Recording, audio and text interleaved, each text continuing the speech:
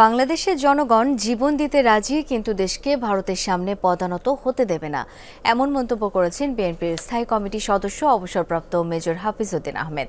সকালে জাতীয় প্রেস ক্লাবে এক অনুষ্ঠানে তিনি বলেন, ভারত প্রত্যেকটি প্রতিবেশী রাষ্ট্রকে বিষিয়ে তুলেছে।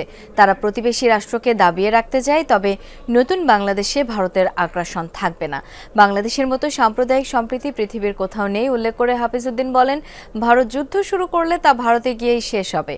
দেশের ছাত্র সহ সকলকে সামরিক ট্রেনিং দিয়ে তৈরি করার দাবিও জানান বিএনপির এই নেতা।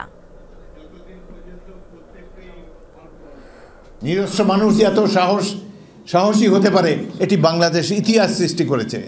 সুতরাং এই ধরনের জাতির বিরুদ্ধে কোনো আগ্রাসন চালাতে হলে বারবার তাদেরকে চিন্তা করতে হবে, যত বড় শক্তি হোক। আরে ভারত তো কিছুই না, এর চাইতে আরো বড় শক্তিও যদি আসে, বাংলাদেশকে কোনোদিন পদানত করতে পারবে না।